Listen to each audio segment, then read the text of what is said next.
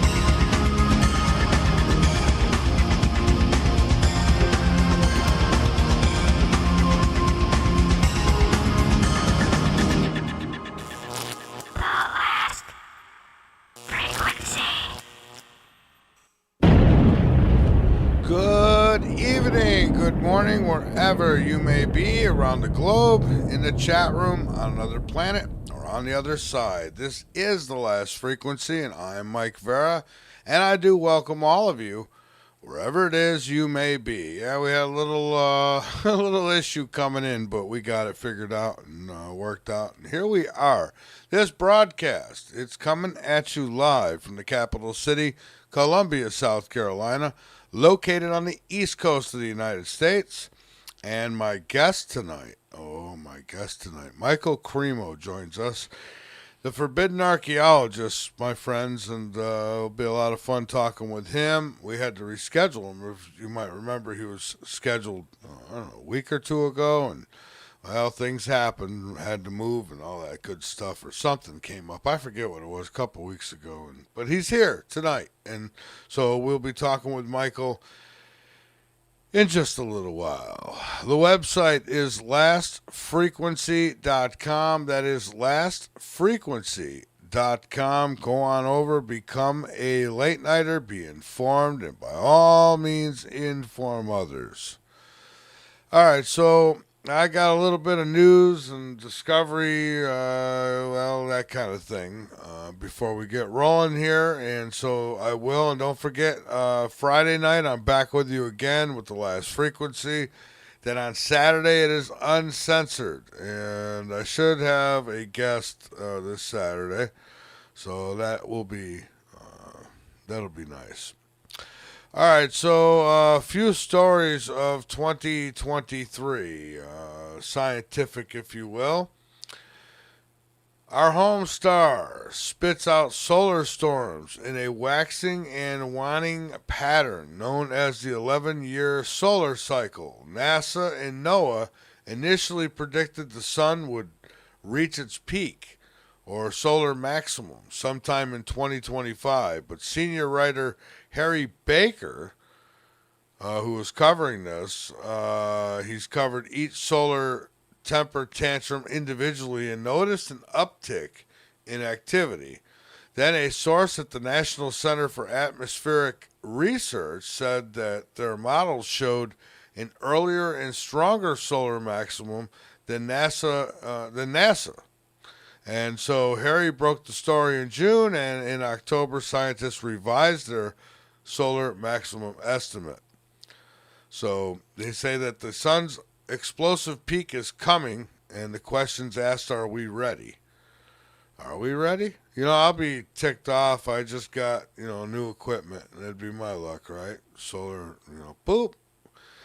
A fly. It is late December, almost January, and there's a fly in here. Go fly a kite, fly. He's landing right on my screen. Every time a fly lands, it pukes. I don't want it puking on my screen. I can't stand fly. If I go somewhere to eat and people got things open and there's flies flying around, I don't even have to see a fly land on it. I'm not eating. I'm that picky. Here's another one. The moon is older than we thought. This is another story that came out. Closer to home, a study published in October revealed that the moon may be at least 40 million years older than we previously thought. Mars is spinning faster and faster. It's another one. It says one of the biggest stories to come from Mars this year is that the red planet's spin has been getting quicker every year, and scientists don't know why. Faster and faster spin until eventually, what does it throw you off? Jupiter has a dozen new moons. This year, scientists confirmed the existence of 12 new moons around Jupiter, bringing the planet's satellite count to 92. At the time, this set a new solar system record. 92 moons. I've always thought of Jupiter almost like it was supposed to be a sun, maybe. And these are like all the planets around. It's like its own little solar system, Jupiter. Now, of course, Saturn, however, has even more moons. And that came out this year. If you thought Jupiter gained lots of moons this year, just wait until you get a load of Saturn's new satellites. This year, scientists officially added 62 moons to the ring planet's roster, bringing its total to 145 and setting a new record that is unlikely to be broken by Jupiter again. Excuse me. Polar vortex spotted on Uranus. Well, not yours, but you know, the planet. Moving into the outer planets, new images of Uranus showed a gigantic polar vortex swirling around the ice giant's north pole, suggesting the planet's atmosphere is not as inert as we previously believed. Neptune keeps growing mysterious spots. It's another one. So all kinds of weird stuff happening out there. Mars speeding up. Volcanoes on the, extra moons, and they're finding all kinds of stuff. This year, astronomers captured the first clear image of one of Neptune's mysterious dark spots from the Earth and photographed a never-before-seen bright spot at the same time. Pluto has that's one. Here's another one. Pluto has an icy supervolcano. They're kind of just like going into each other here. Poor demoted Pluto, planet Pluto, it's what they call a dwarf planet now, has been hiding a gigantic cryovolcano the size of Yellowstone's supervolcano, an October study revealed. So Pluto, a huge volcano. Wonder what planet has the biggest volcano. Planet 9 might not exist, but it also might exist. Planet 9 is a hypothetical planet that is rumored to exist somewhere in the outer reaches of the solar system. And so they're still they see evidence that something's there, but they just cannot see it for some reason. Earth's intense gravity may rip space rocks apart, reducing the risk of planet-killer asteroids. So now we could just depend on Super Earth to just rip these rocks apart. I guess that's, the dinosaurs probably thought that too, right? And then boom. I gotta deal, if it ain't one thing, it's another. The other night it was a gnat. Now it's a fly. It's one or the other. All right, so, this is another thing. Yeah, sure, save it. Why not? Okay, so I'm going to take a break. When I come back, I will have Michael Cremo with me, and looking forward to it big time. All right, so, folks, with that, you're listening to The Last Frequency. I'm your host, Mike Vera, and I will be right back. I'm not going to pause you this time. I'm just going to play different stuff. How about that? We'll be right back.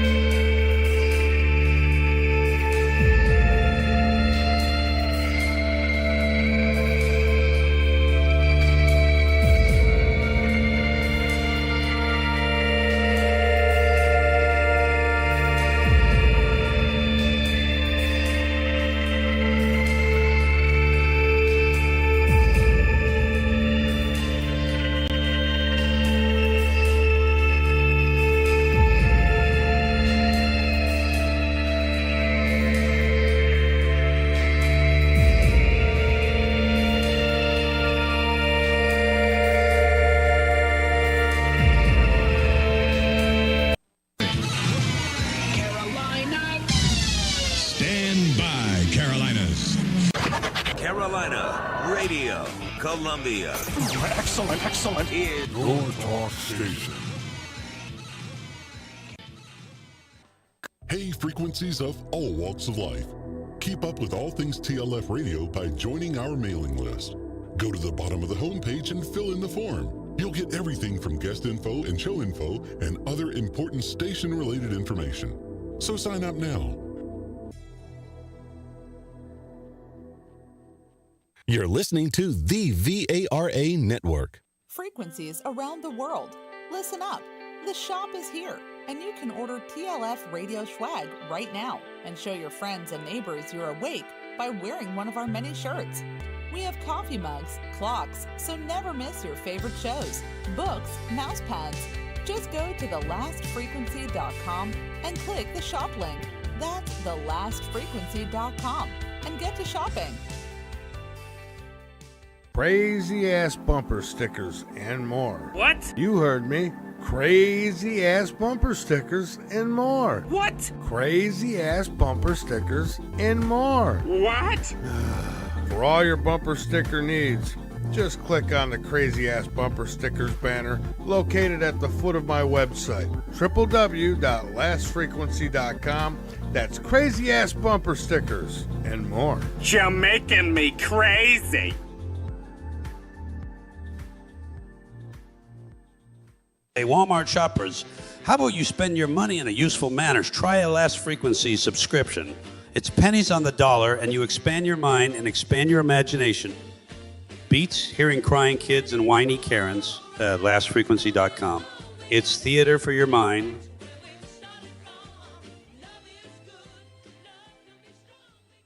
I love this damn show because he's not going to take it anymore. So turn off the other crap and pull up a darn seat, will you? Tune in Monday, Wednesday, and Friday nights at 9 p.m. Eastern for 2 hours of mind-blowing radio and TV. The Last Frequency covers everything. You're listening to the wonderful VARA Network. This is The Last Frequency. You are the resistance. From the great Southeast, in the capital city, Columbia, South Carolina, you're listening to The Last Frequency with your host, Mike Vara. To get questions to Mike, just go to the portal page on the website or give a call at 803-369-3629. Now, here is Mike Vara.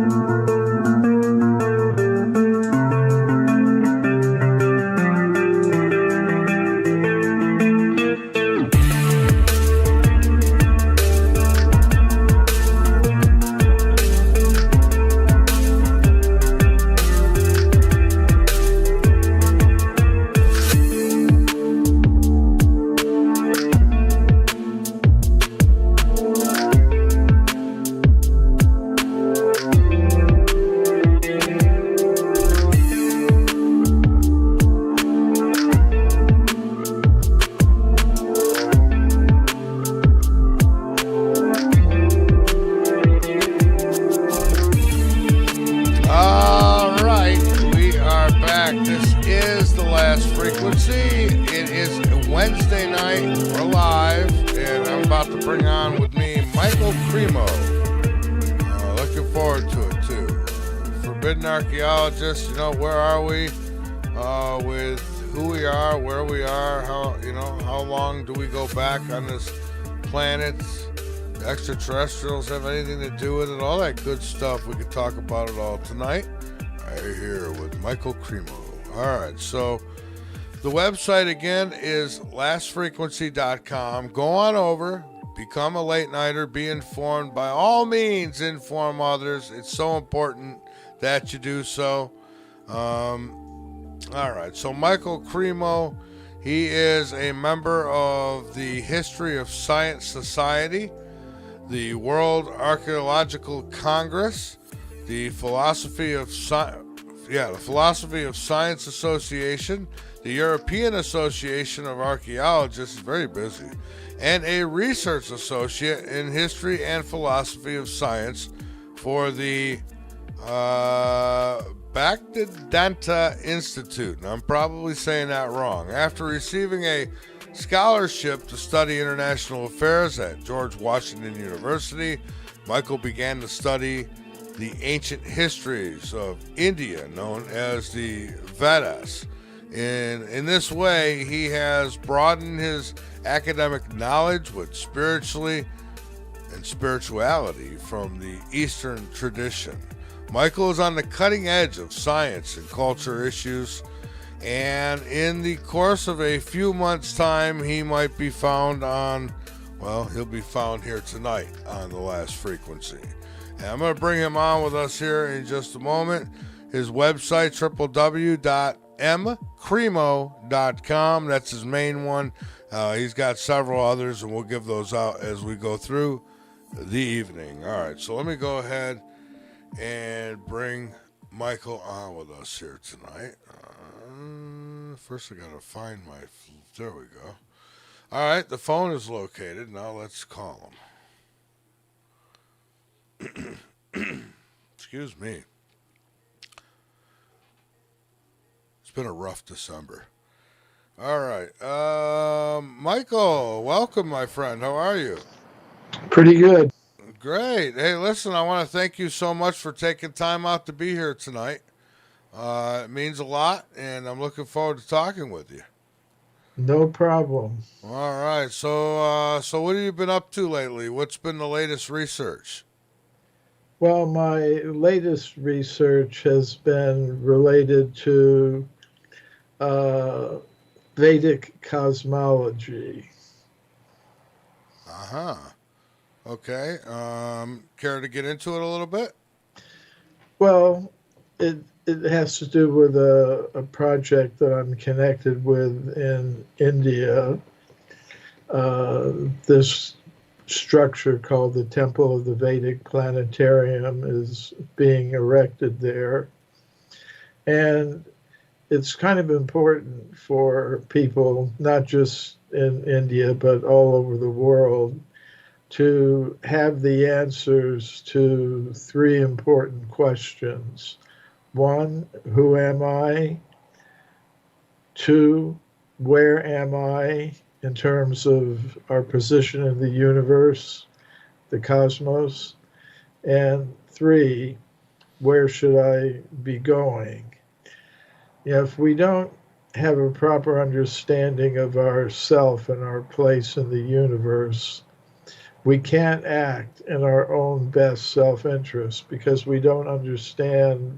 If we don't understand what and who we really are, then we can't act in our best self-interest, nor can we act in the best interest of others if we don't know who or what they really are. So we also have to understand where we are. If we don't have a proper understanding of where we are, we're going to act in inappropriate ways. And we should also know where we're going. So we can tell if we're really making progress or not. So cosmology answers those big questions. And when I talk about cosmology, I don't mean just the planets and the galaxies and the comets and the meteors, but everything that's in the universe, including ourselves. And since we are individual conscious persons, it's important to know what our real identity is, where we find ourselves now, and where we should be heading. Yeah, absolutely. And I'll tell you, where we're heading right now, it doesn't seem to be a very good place, but hopefully, somehow that'll turn around. Well, I think the reason for that, why we're in a bad situation, is because we have the wrong answers to these fundamental questions. Who am I?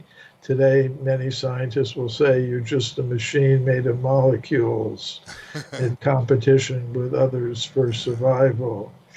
And where are you? Well, yes, you're in the world of matter, but that's all there is. And where should you be going? Nowhere. Just stay right here and be a good producer and consumer of material things, and you'll be fine. So that's why we have the kind of world that we do today, because we've got the wrong answers to these fundamental questions. Is it that we have the wrong answers, or is it that the right answers are being hidden from us? Or a little of both, maybe. Combination of both. Yeah, it would seem so. Yeah, if we had the right answers, they wouldn't be hidden from us. That's true. But there are people who know that if we had those different answers, it would cause a big disruption, because they've set up a whole series of political, financial, cultural, scientific, even religious institutions that are based on this idea that we're purely material beings. And if you can get people to identify like that, then automatically their goals, their values, their objectives in life cause them to act in a certain way that benefits those who are controlling this whole system. But if we had a different set of answers, for example, I'm a being of pure consciousness, you're a being of pure consciousness, we're all beings of pure consciousness. If we had that understanding that we're all related on that platform, then we wouldn't have the same kinds of institutions and things like that we have today. We'd have a different set of institutions based on a different set of principles that I contend would be very good for human society and for the earth.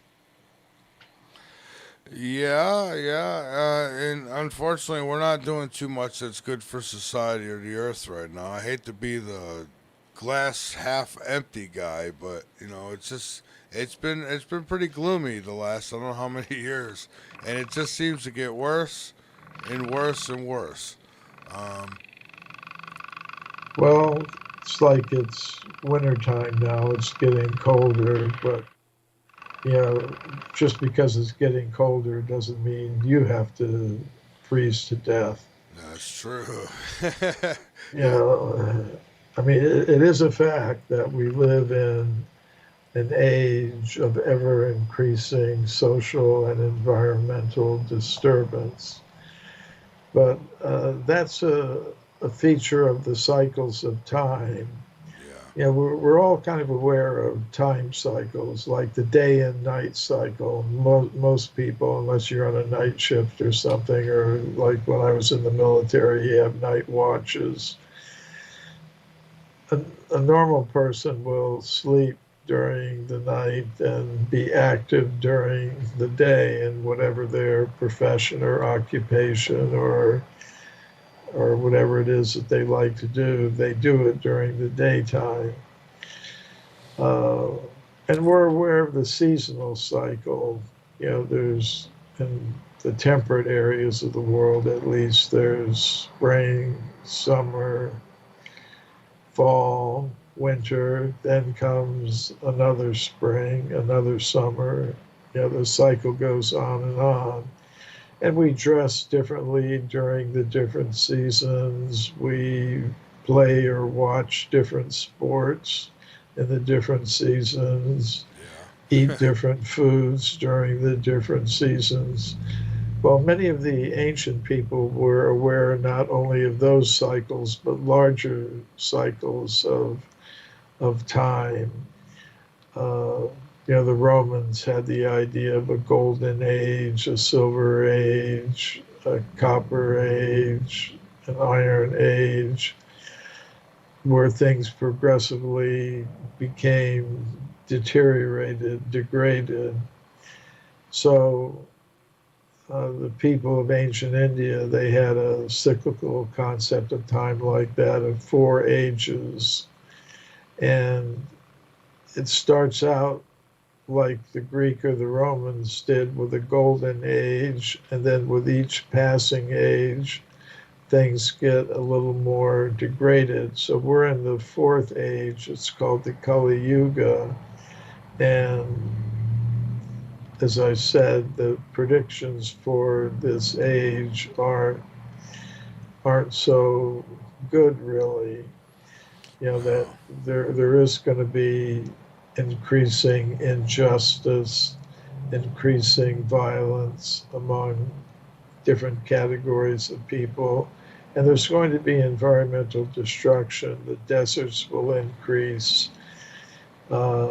different species will become extinct. So possibly us, if we keep it up. Yeah. How many times in the past, Michael? I mean, what type of evidence is there for past end of civilizations? Like, there's been other civilizations on this planet that have been wiped off, correct? Yes, but I think the cosmos is arranged in such a way that the resources are always there for rebooting civilized life. It's like the concept of the cloud. Like if you have your documents and your photos and your songs and whatever, your videos backed up on the cloud, in the cloud, so to speak, then even if your device, becomes destroyed, you don't lose everything. You just get another device and download everything from the cloud, and you've got everything. So I think the cosmos is arranged like that. Although there are periodic catastrophes that happen on a regular basis on this level of reality where we find ourselves now, yes, there have been extinction events that have wiped out most species of life. There have been civilizations that have risen and fallen many times over the vast course of human history. But the resources are always there on the next higher level of the cosmos to reboot things here. And that's happened a number of times. Yeah, it seems so. So going back further than the dinosaurs, or? Yeah, well, in even modern paleontology says there have been 5 or 6 major extinction events that have occurred over the past couple of billion years on this planet. And these extinction events are spaced at intervals of several hundred million years. So the Vedic cosmology of ancient India also says that over the past couple of billion years, there have been 6 pralayas, or devastations.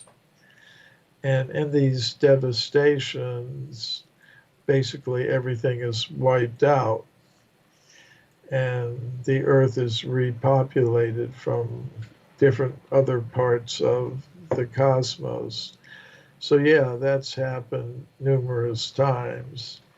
And if you actually look at the archaeological record, it doesn't add up to what modern science says. Modern science says human beings like us first came into existence less than 300,000 years ago.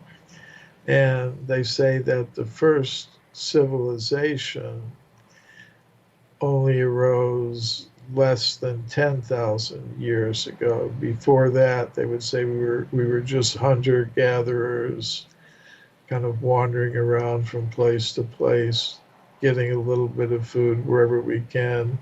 There was no settled village life, or what to speak of towns and civilizations, things like that. But in my research for my book, Forbidden Archaeology, I've documented many cases of geologists, archaeologists, paleontologists finding evidence for a human presence going very far back in time, many millions of years, tens of millions, even hundreds of millions of years ago. So, yeah. Yeah. So, okay. And I got a question here from a listener. What are some of the most compelling examples of forbidden archaeology that you have encountered or studied? For me, the most compelling thing is that there are so many of these cases that aren't in the textbooks. They're in the scientific literature, and they are very credible reports, and it's a big mystery why they aren't included in the current textbooks and current proceedings of these different scientific disciplines that are connected with human origins. But some of my favorite individual cases, I don't rely on just one or two cases, because then they could say, well, yeah, you've got one or two interesting little cases there, but the vast majority of evidence favors our point of view, with human beings appearing rather late on this planet.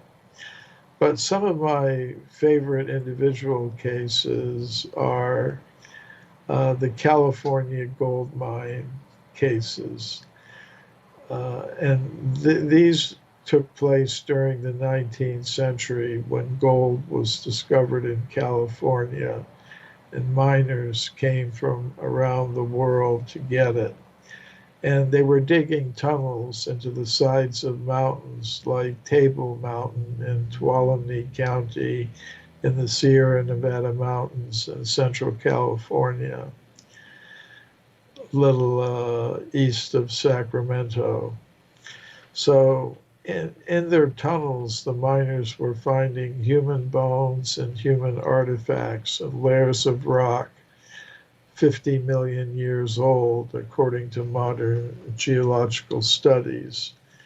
So that's really pretty amazing. You know, they found not only human bones, but obsidian spear points, stone mortars, and pestles. And to have that at 50 million years ago just completely contradicts the current evolutionary explanation of human origins.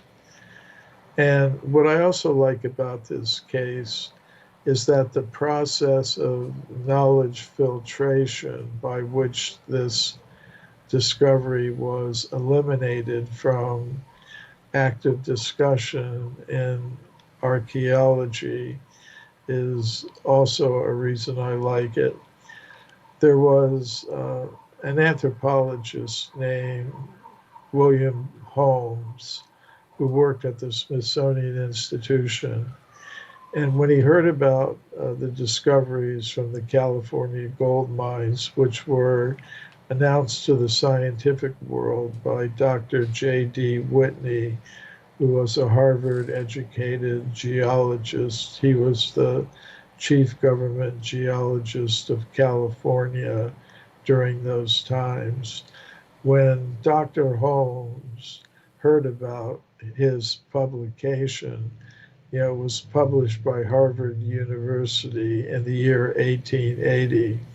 So when Dr. Holmes of the Smithsonian Institution heard about this, he said, if Dr. Whitney had understood the theory of human evolution, he wouldn't have announced that discovery. In other words, he should have known that it couldn't be possibly be true because it contradicts the theory. Now, the way that science is supposed to work, yes, you may propose a theory, but if evidence comes up that contradicts that theory, you should get a new one. But instead of doing that, they just decided to cast these discoveries into oblivion, just forget about them. And so, over the years, you've probably taken a lot of criticism and that kind of thing from colleagues or academic community, media, that kind of thing, right?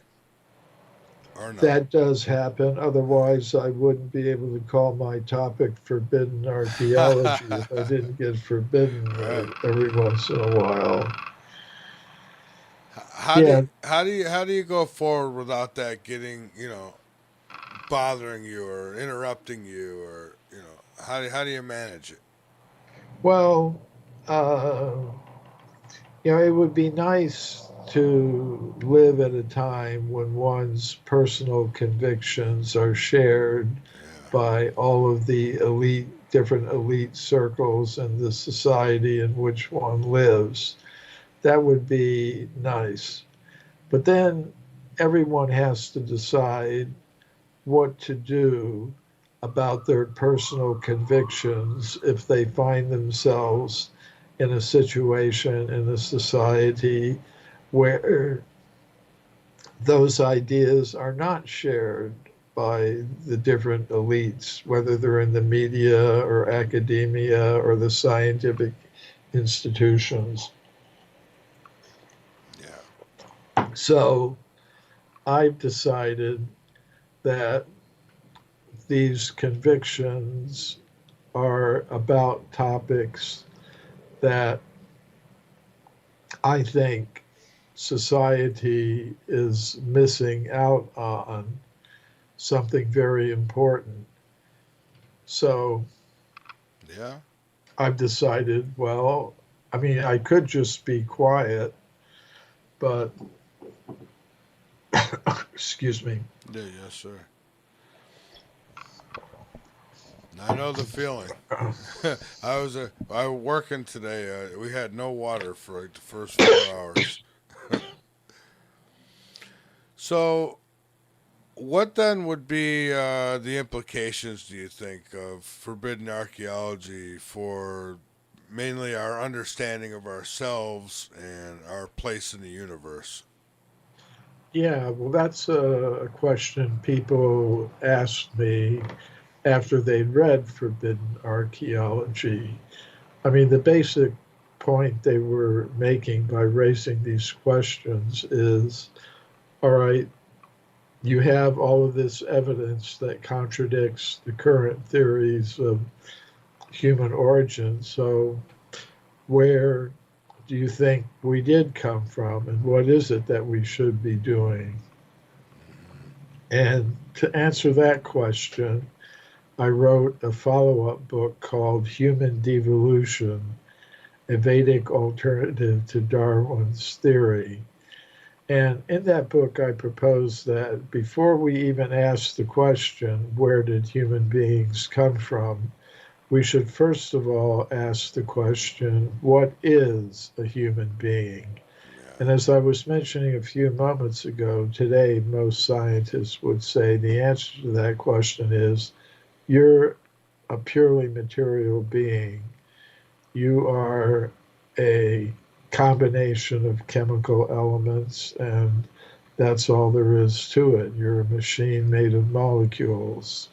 And as far as consciousness is concerned, well, that's just a temporary byproduct of bioelectrical activity in the brains, neurons.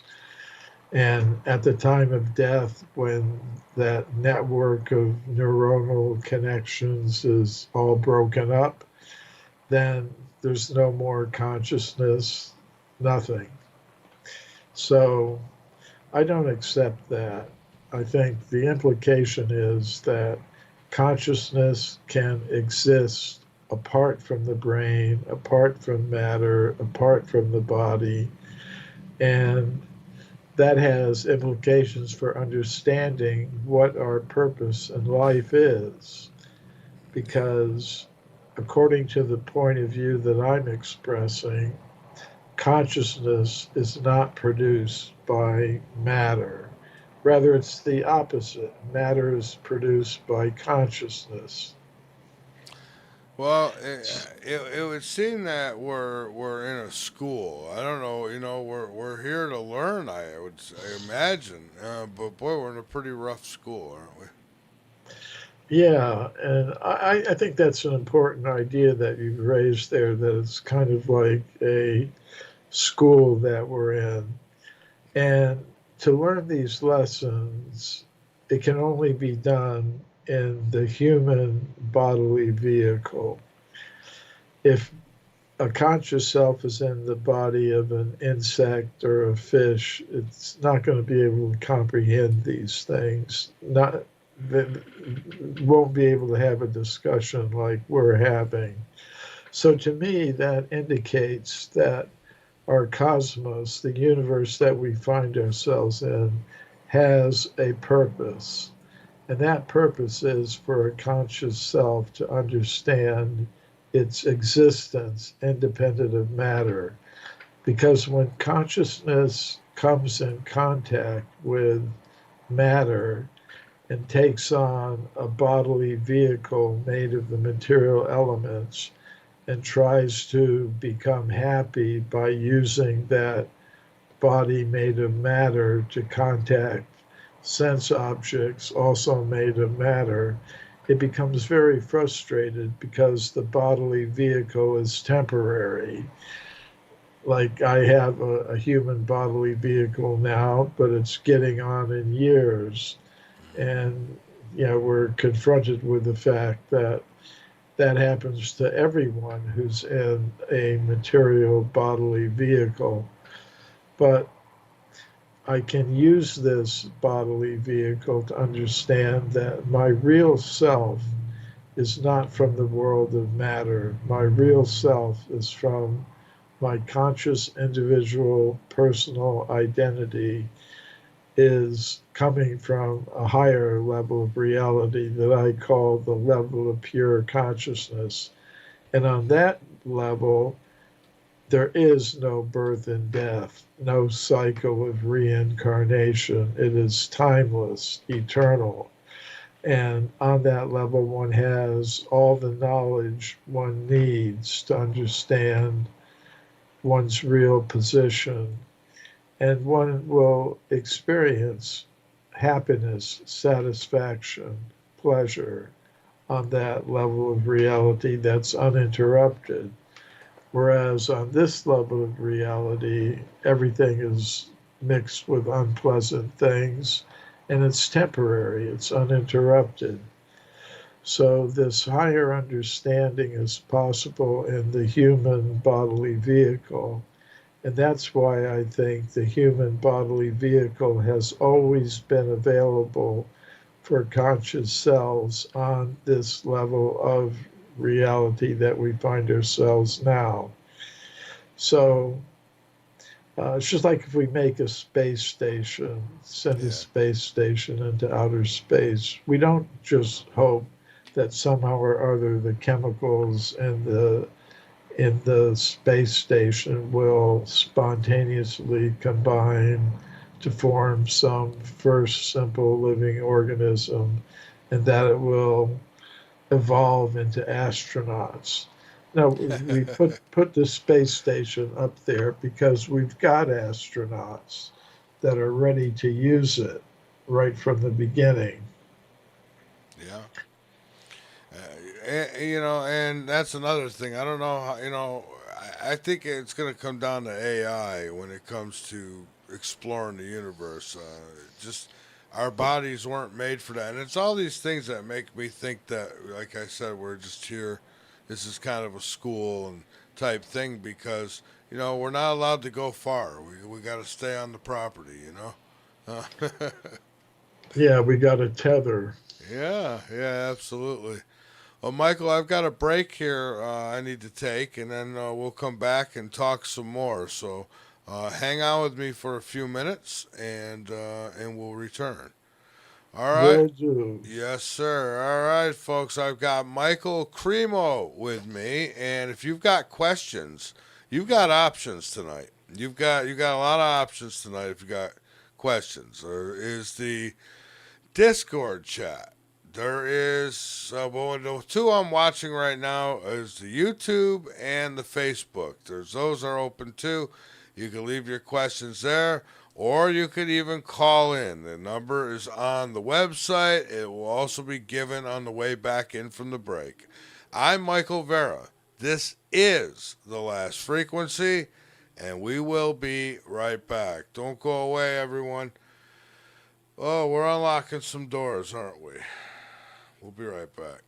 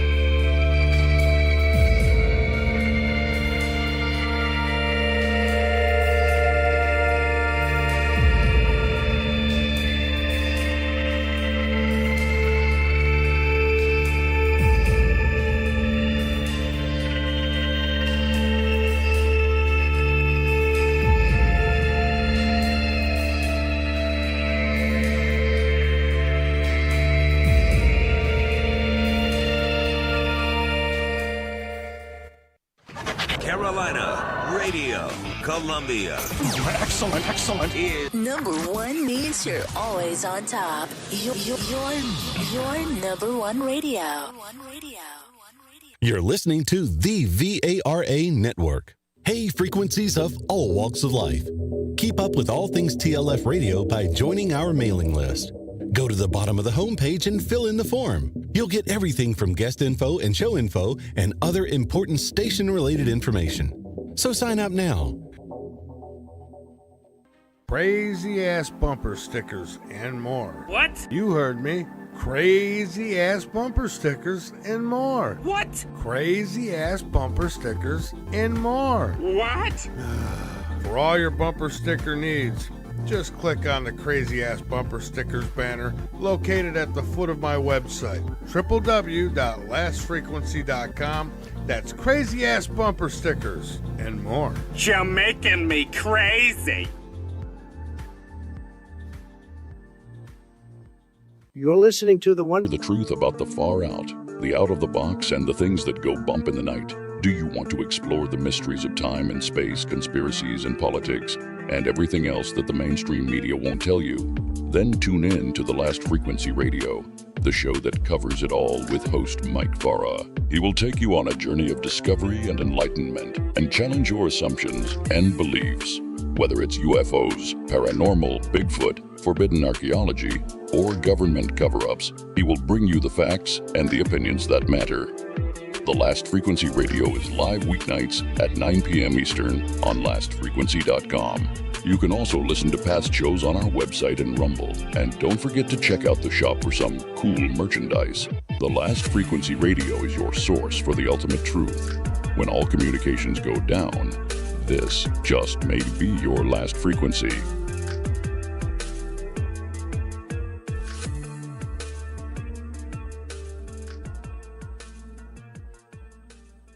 From the great Southeast, in the capital city, Columbia, South Carolina, you're listening to The Last Frequency with your host, Mike Vara. To get questions to Mike, just go to the portal page on the website or give a call at 803-369-3629. Now, here is Mike Vara.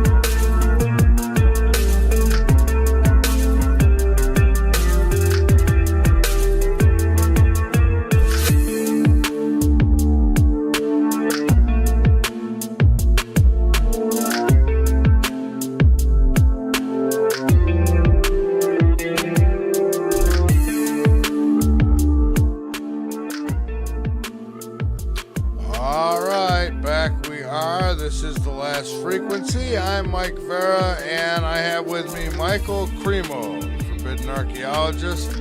And, well, as interesting as it is, you can get involved if you want. You got a question, you can send it through Facebook. We're testing some things out tonight. You can, through Facebook, also through YouTube, and, well, there's a Discord chat. There's also the portal. Let's not forget about the portal. Very easily done. You can just go to the website, thelastfrequency.com, hit the portal tab, and you're in with Flynn. All right, so let's get back to it here with my guest. That's right. By the way, folks, yes, broadcasting on YouTube, on Facebook, on Twitch, on a couple other ones too. I don't even know what the heck they are. I don't. Just being honest. And of course on the VARA network and wherever else. All right. So, Michael, we are back, and let's see here if I can get this thing right. All right. So yeah, we're back, and so let me ask you this. Oh, first off, you've got more than one website. You've got like what, 4 or 5 of them, don't you? The main one is mcremo.com, mcremo.com. But each of my books also has a website, forbiddenarchaeology.com, humandevolution.com, etc. But the main one is the mcremo, mcremo.com. All right, great. Now, let me ask you this. Does any of the stuff you've learned over the years, does any of it interfere with maybe your religious or spiritual beliefs in any way? I haven't experienced anything like that, but the way I look at things is I don't claim to have a monopoly on truth. I think truth can be found in many different places. I really don't consider myself to be a religionist or a scientist. I consider myself to be a human being that's looking for truth. And I'll accept truth wherever I find it. You know, like gold. I mean, you can stamp gold with the symbols of different countries. You know, there are different kinds of gold coins. But if it's really gold, it doesn't really matter what symbol you've stamped on it. So if there's anyone that can, who's some process or path that's giving them the understanding that we're all from the same creator, the same source, fine. Michael, I hear something. Oh, no, it stopped. It comes and goes. I hear something like click. Almost sounds like a fan is clicking on something. Like, you know. Not sure what it is. I kind of, I live in Los Angeles, so okay. You say no more. Street noises out there. Okay, yeah, it almost sounds like a jackhammer in the distance. It's just a little tap tap tap tap tap tap tap. I don't know. It's not. It comes and goes. It's yeah. Anyways, all right. So here's a question from one of our chats. What are the main sources of inspiration or motivation for your work as a forbidden archaeologist? And I think you just explained a little bit of that. Getting to the truth, right? Yeah, I mean, everyone has different core values. I think as we're growing up, we tend to want to see people and ourselves treated fairly. Oh, somebody keeps. I gotta put that on. You know, I put my phone on silent and it still makes noise. I still can't shut it up completely. Okay, I'm going to do something here to make sure that doesn't happen again.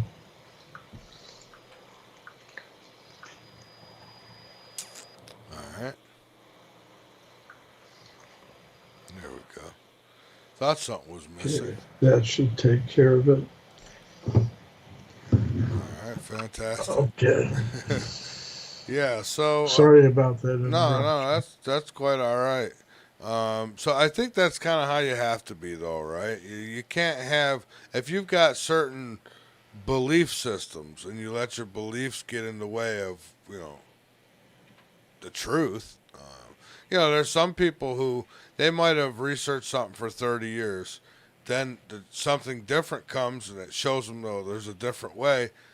And, they feel like that would be a waste, and so that they refuse to change their minds. I mean, I know a few religious people like that who just will not look at anything other than what the book tells them or what have you. But it's good that I don't think you could do your kind of work if you did have a solid stand like that, right? Yeah. Well, one thing that I believe, somebody may believe in some book, and if that's what they want to do, that's fine. Right. What I have a problem with is when people try to compel or force their views on others. Like, as far as my work goes, my books or my talks, if somebody listens to my talks or reads one of my books and says, well, that's fine for you, Mr. Cremo, but personally, I'm not convinced. I respect the right of that person to make that decision.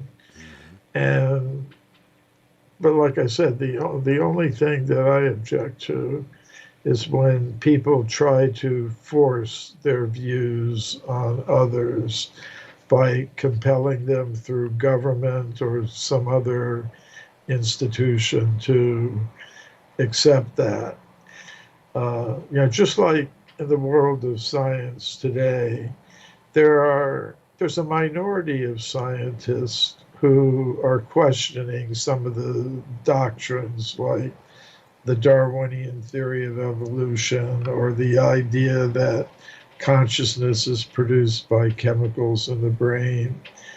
And it's a fact that such scientists exist. But somehow or other, the majority group in science today has managed to convince government to give them a monopoly in the education system, so that no other idea than theirs can be taught. And I don't really agree with that. I think in a country that considers itself democratic and free, there should be some diversity represented in the textbooks and classrooms and the tax-supported schools. So you could say, okay, yeah, the majority of scientists today accept this Darwinian theory of evolution, and fine, give them the majority of the textbook pages, the majority of the classroom time. But it should be neutrally and objectively presented. But there are others who have different ideas. And here's why they hold those ideas. In some small number of textbook pages or in some short period during the classroom time, and then let students make up their own minds about it. Yeah, okay. I've got a question here from the YouTube chat from Juan. It says, ask your guest, what's the deal with the World Forum scientists? I'm not exactly sure what the World Forum scientists, who they are. Okay. I wouldn't know either. Yeah, the caller would have to give me some clue who they are and what they're saying. All right. Here's another one. How do you communicate your ideas and discoveries to the general public and the younger generation in particular? Uh, well, I realize I have different audiences, and I try to stay in touch with all of them. I have an audience among the mainstream scientific community that I stay in touch with. The general public, I try to stay in touch with by speaking and representing my convictions through shows like this, for example. And I communicate with the general public uh, by doing literally dozens of interviews for people who have podcasts and radio shows and things like that. And some of them are young people. And I try to be responsive to all of them through whatever media that they're using. Now, I have to admit, I'm not 100% caught up in all of the social media platforms.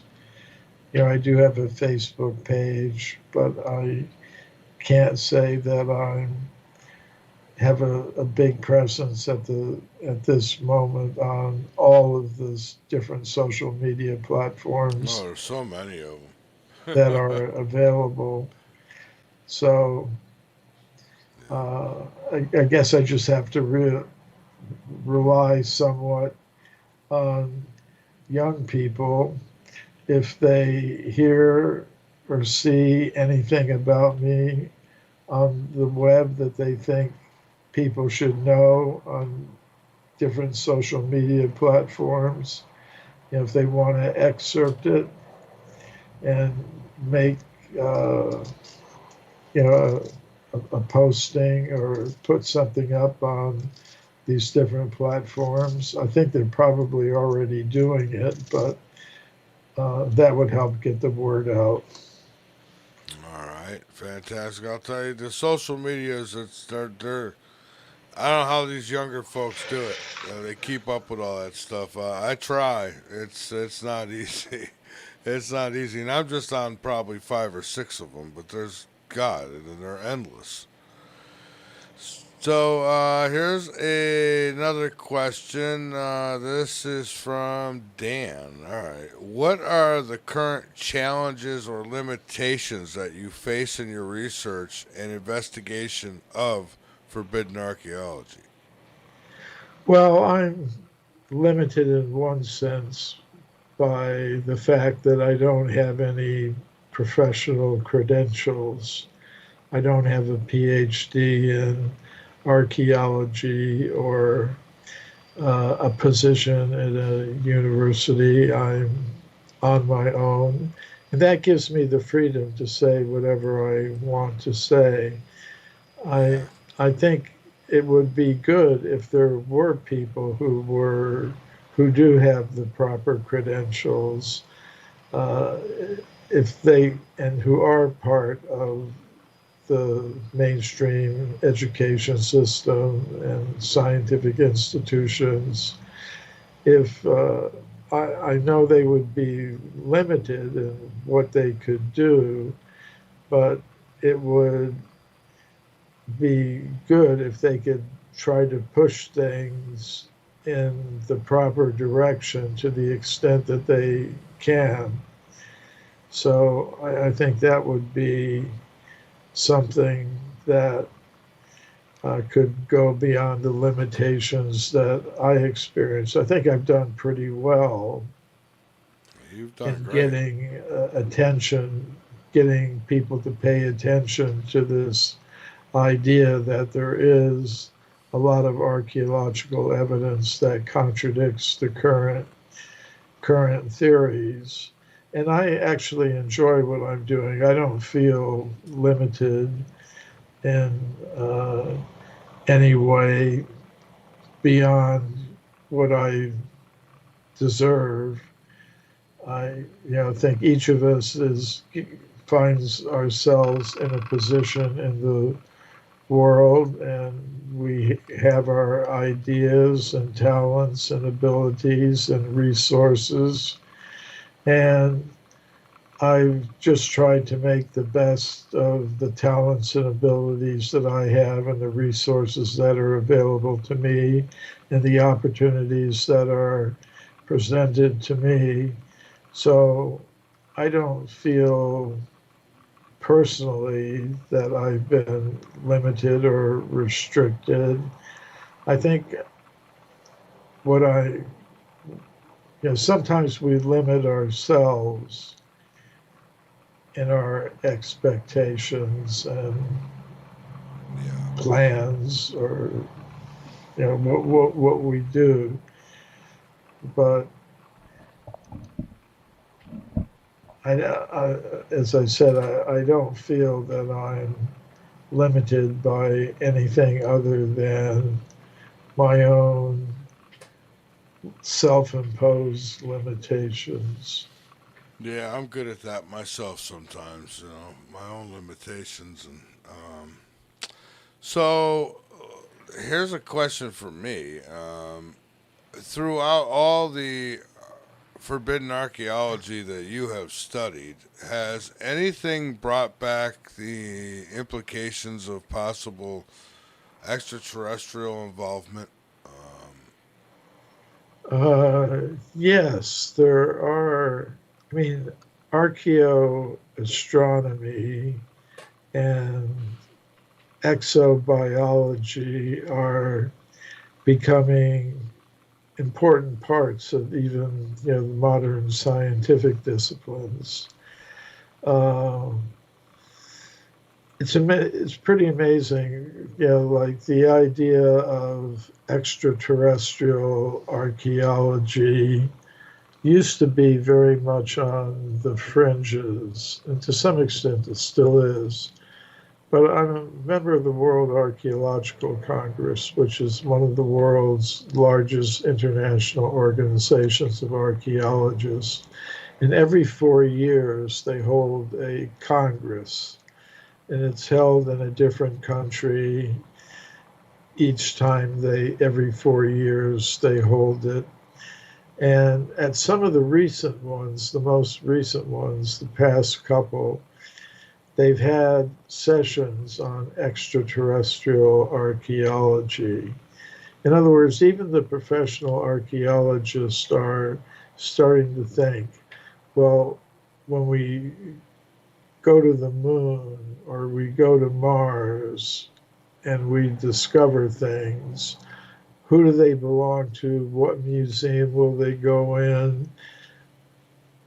And at organizations like the United Nations, they're starting to pass treaties about things like this. Now, one thing they're concerned about is stuff that we've sent up there. In other words, we've sent robot vehicles to Mars. We've sent astronauts have landed on the moon. They've left stuff there.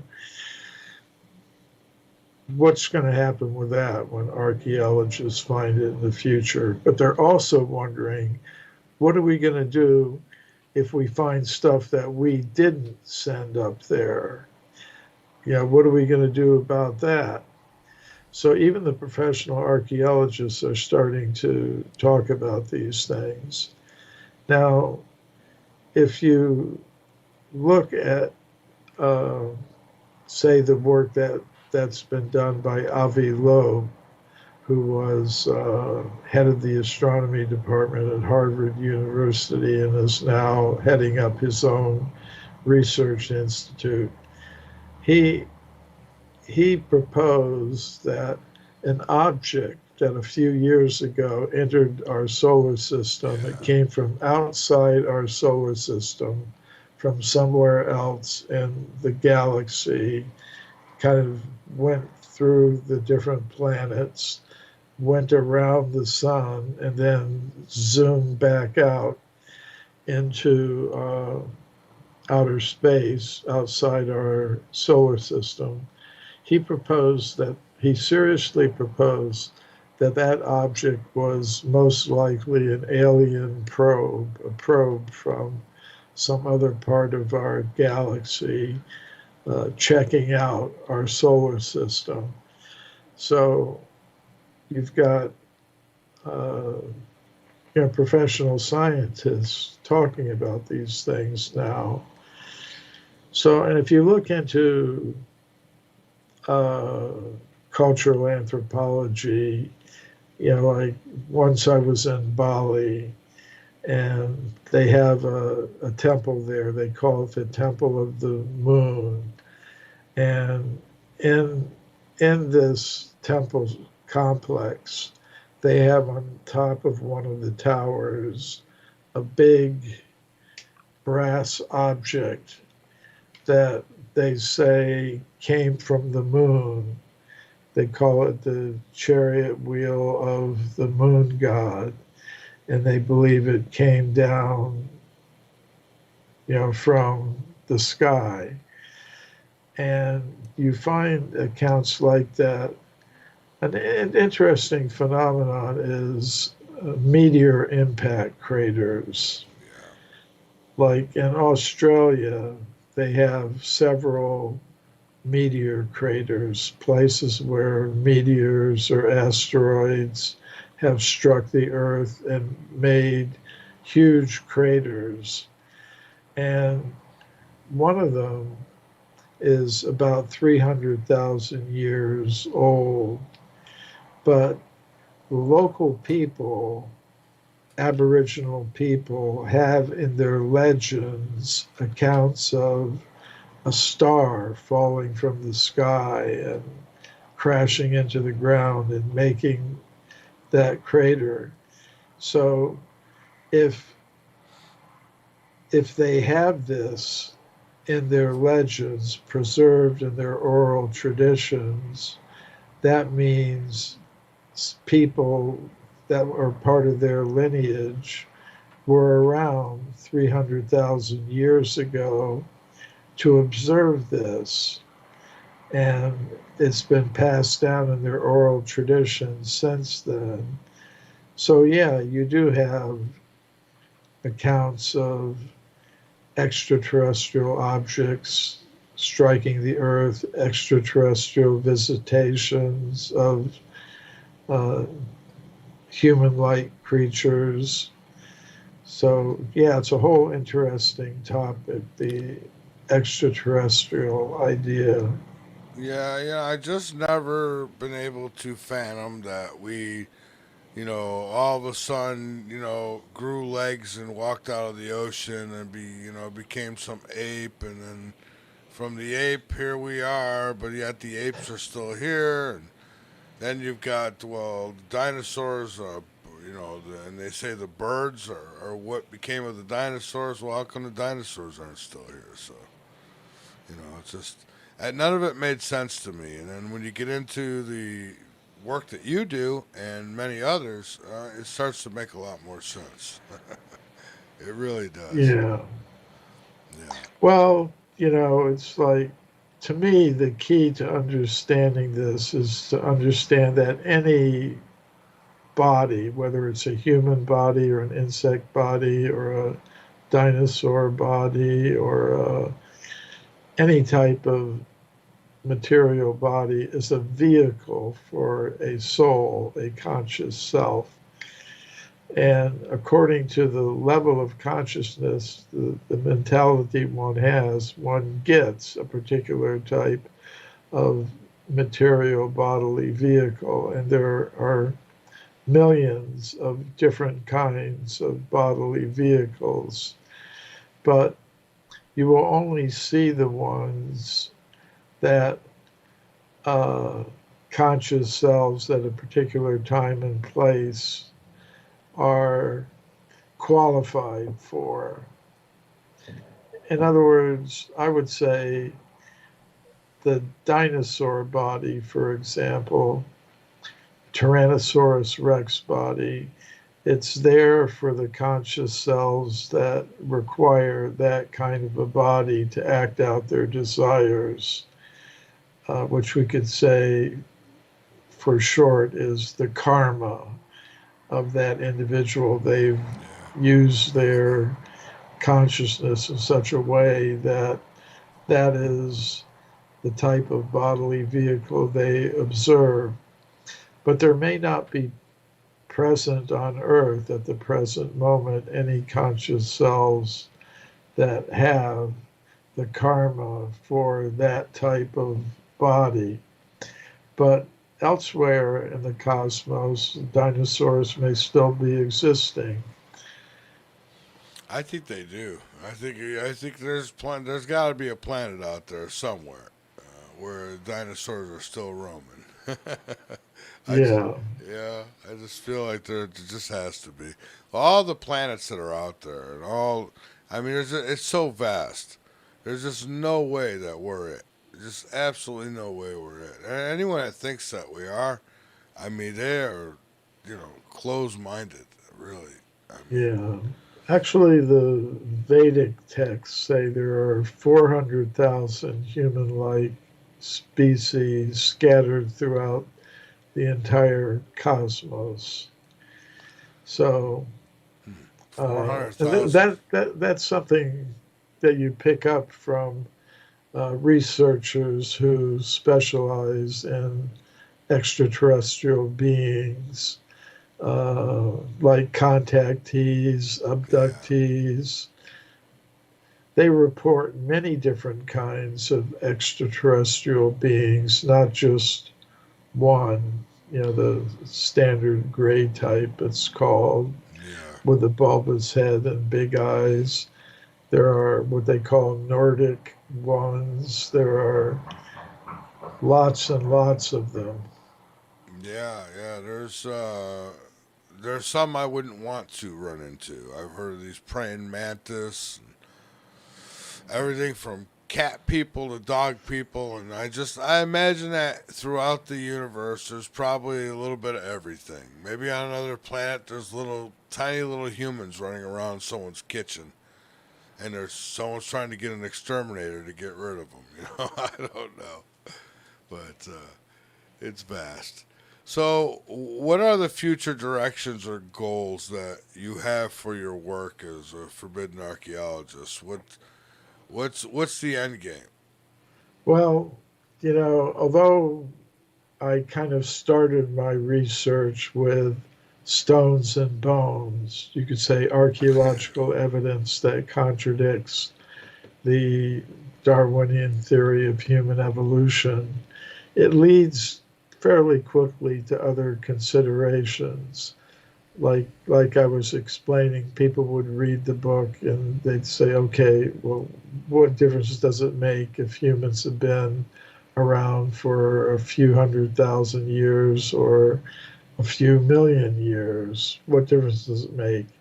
If humans have been around for as long as the evidence in forbidden archaeology suggests, then that means we need new explanations for human origins.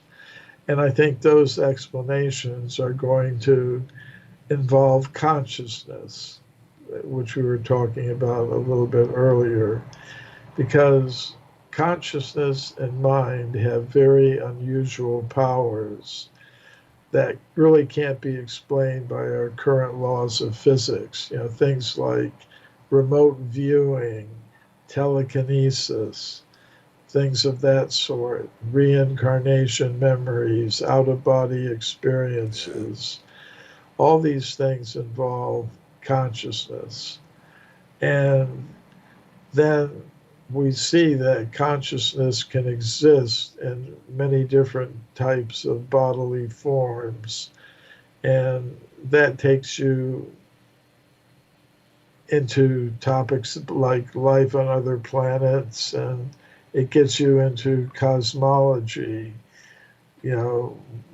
What is our position in this cosmos? Why are we here?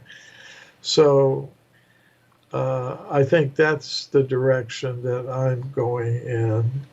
And I think the direction that I want to see things go, and which I'm trying to carry out by the different projects I'm working on that are connected with cosmology, is that people should have a proper sense of their identity. Now, the scientists who believe that everything comes from matter, consciousness comes from matter, life comes from matter, they have control of the education system. And they are trying to keep people in the sense of identity that they are material beings. And because of that, their goals and values become very materialistic. And they engage in the production and consumption of more and more material things. And this process of material production and consumption generates material wealth, which is flowing into the pockets of the 1%. And they're trying to keep that whole system intact. So I would like people to have a more consciousness-based sense of identity, and this will have effects on human society that I think are very positive. So that's the direction I'm going in. I see. Here's a really good question. How do you collaborate or network with other forbidden archaeologists or researchers who share your interests or perspectives? So do you work with others in your same field? I think we're working together in the sense that we're all dealing with alternative archaeology. But we're working in different areas. Like some are focusing on the more recent history of civilization, pushing the history of human civilization back from its current 6,000 or 7,000 years to 20,000 years. People like Graham Hancock are working on that. I'm dealing with deep time, the deep history of our human species. So I think we're all working together on different aspects of what we could call the hidden history of the human race. Yeah, I think we are.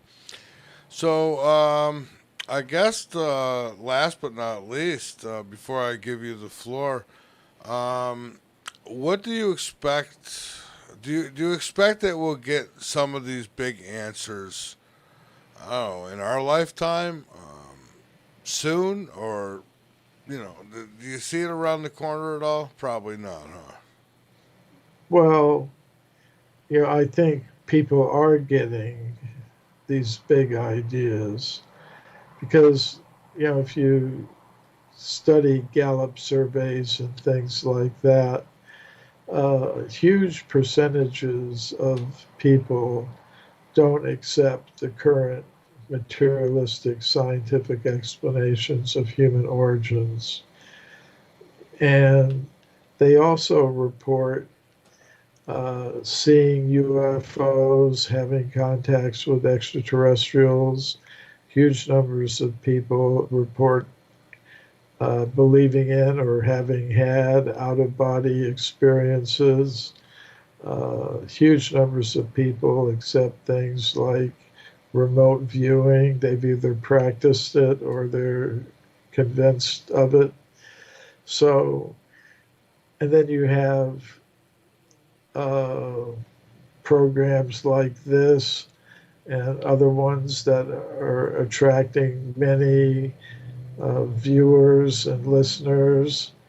So you have this although the mainstream materialistic scientific people have a lot of influence in some of the educational and scientific institutions, the general populace is going in a different direction. So, of course, in terms of our political system, people have so many things on their minds today connected with the economy and international crises and things like that. But if things would settle down a little bit, I think people in many parts of the world would begin to question, why are we giving money to people to teach us things in our children, things that we don't accept or believe? Maybe we should reconsider that. But I think people's attention is elsewhere now. But eventually, I think they're going to start questioning, why are we giving so much of our tax money to a system that's indoctrinating us in things that we really don't believe or accept? That's right. That's right. I was just talking about that today. Comes up a lot. The money that we just throw. I mean, it's unbelievable. And, we have no say-so where it goes or who's going to do what with it. They just do whatever they want, and we just sit back and go for the ride, I guess.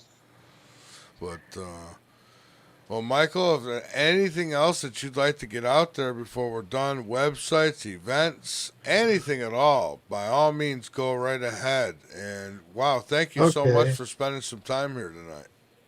Oh, that's fine.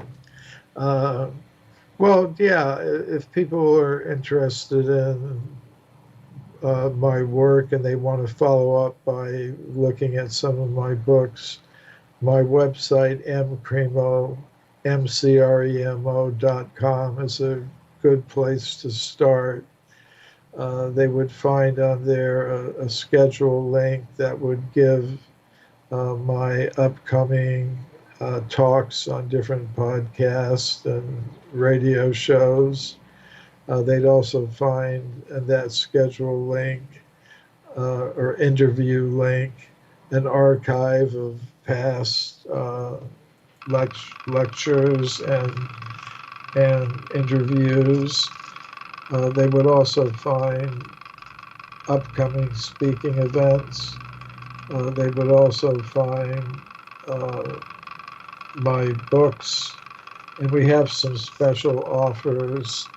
If somebody gets from my website a copy of my latest published book, My Science, My Religion, in which I tell how I integrate spirituality and science for scientific audiences, if anyone gets a copy of that book from my website, they would have the opportunity to also receive, if they want it, a free copy of Bhagavad Gita, which is one of the ancient Indian texts that's greatly inspired my work.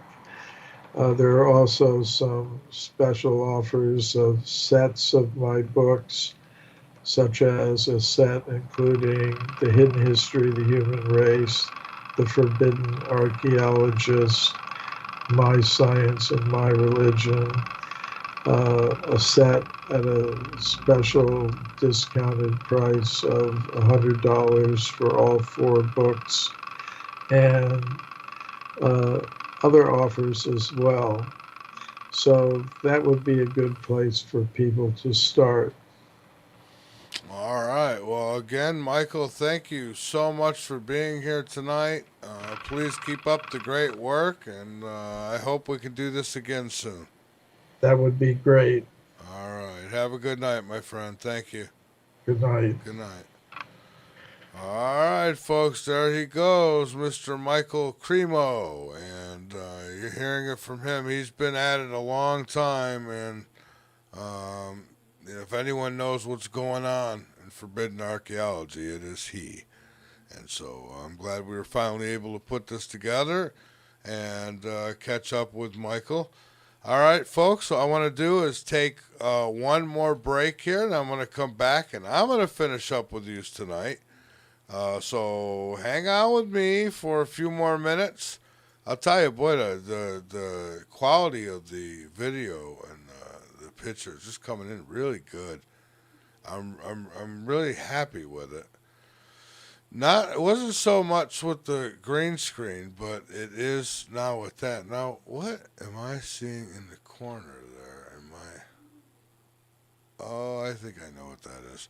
All right, so folks, we'll be right back. Don't go away. Again, you're listening to The Last Frequency. You're watching The Last Frequency on the VA. Well, you're listening on the VARA network, and you are watching on many places: YouTube, Facebook, Twitch, wherever else. A couple more. It might be Instagram. I don't know. Isn't it Instagram? Somewhere. I don't know. Maybe you'll have to let me know. We'll be right back.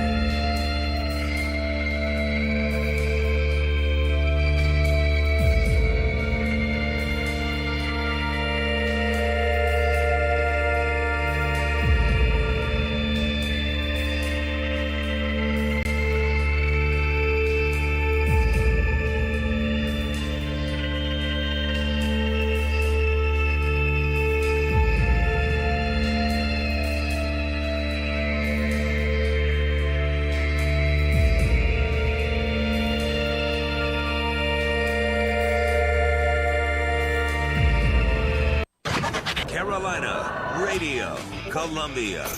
Excellent, excellent. Number one means you're always on top. Your number one radio. You're listening to the VARA Network. Hey, frequencies of all walks of life.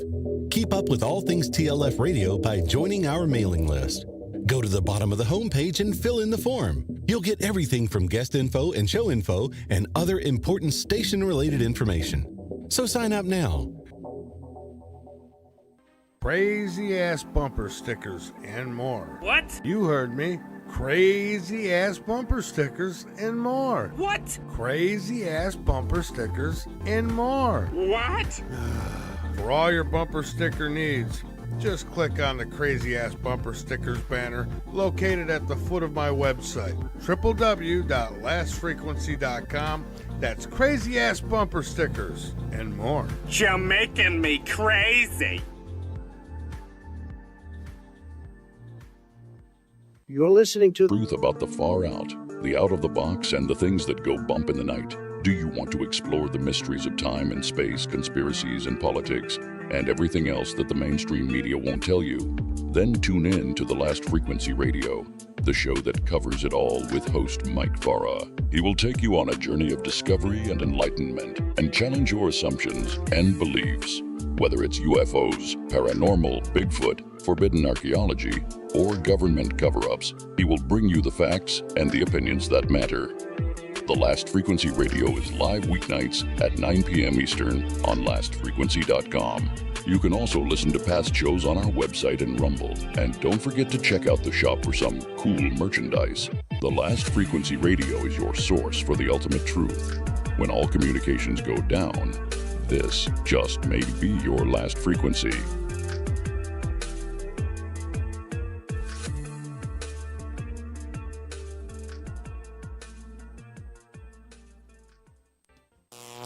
This is the last frequency. You are the resistance. From the great Southeast, in the capital city, Columbia, South Carolina, you're listening to The Last Frequency with your host, Mike Vara. To get questions to Mike, just go to the portal page on the website or give a call at 803-369-3629. Now, here is Mike Vara.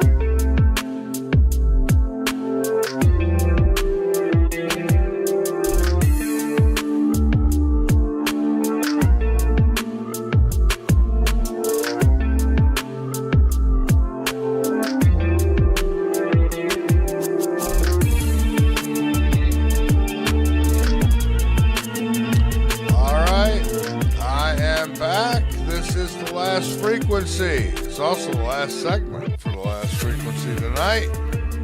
I'm Mike Vera, and again, this broadcast is, as always, coming at you live from the capital city, Columbia, South Carolina. Literally Columbia now. I was on the outskirts of Columbia in the past. I am now in the center of Columbia, and I'll tell you, it's a very active city. I'll tell you, they need to get these potholes taken care of. I know that. These roads are horrible. Horrible. Just absolutely horrible. God help you if you don't have a little extra tire money stuffed away. Man, oh man, I don't know what they do with the money we give them for these license plates and all this stuff. Boy, well, again, there's tax money. Where's it going? It's not going to roads. I love what they keep doing is they fill little potholes with blacktop. And 2 days later, it washes back out. It's just, come on. Stop getting your buddies rich. Anyways. So we heard from Michael Cremo tonight. And that was fun. That was fun. You know, boy, I've had Michael on so many times. He's been on Late Night in the Midlands a ton of times. And, you know, it's been a little while. I think this might be his first time here on The Last Frequency. But it was nice catching up with him, man. You know, and so, you know, Forbidden Archeology, that's where it's at. It's forbidden for a reason, you know. Soon I'm going to actually hook up some more cameras so we can get some different views. I've got to figure out am I seeing in the corner here? Right there. Oh. What in the hell is that? Is it really? Okay.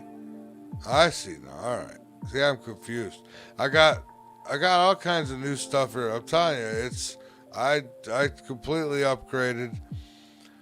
We're gonna be good for a while. I mean, we've got some good stuff, and I'm gonna tell you, everybody, what I've been thinking here. Maybe I should wait because I haven't even talked to others about it.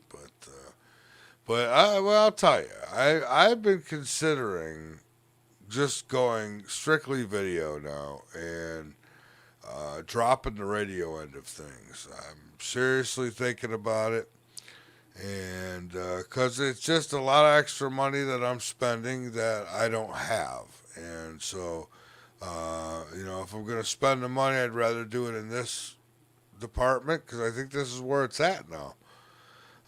Video killed the radio star. Remember that song? Video killed the radio star. Well, video is killing the radio star, I think.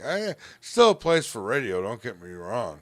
It's just, I think for my budget, I enjoy the video end of things, and I put a lot of money into being able to do it, so I may as well do it, right? But we'll see. I'll try to keep the...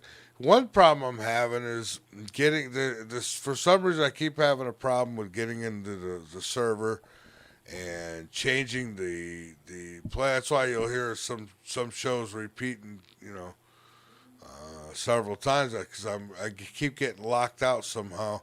It's not no foul play or anything. It's something with the program that I use, and so I don't know. I don't need the headaches, but we'll see. It's just something I'm thinking about seriously these days.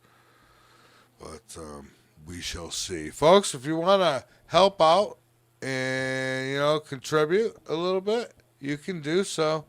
You can go over to lastfrequency.com and hit the donate button. All that helps and subscribe. I mean, subscriptions this is going to be on the video outlets here, but you're subscribing, basically, you know, you're going to help us do what we do. In return, we're going to keep doing what we do. So, a lot to think about these days. There really is. And, man, oh man, I won't get into that either. That's right. We're YouTube. I'll save all that stuff. I'll save the heavy stuff for Uncensored.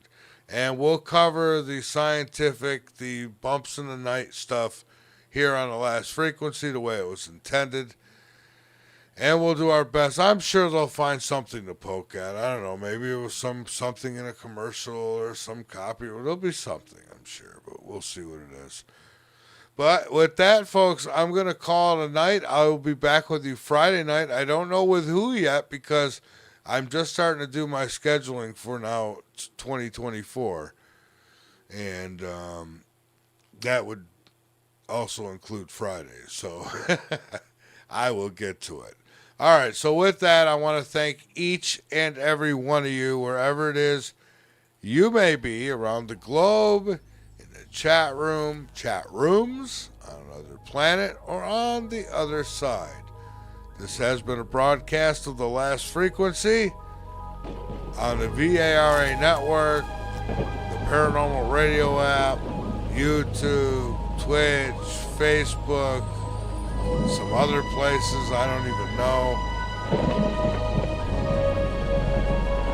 Keep your eyes posted to the sky because you never know what you might see.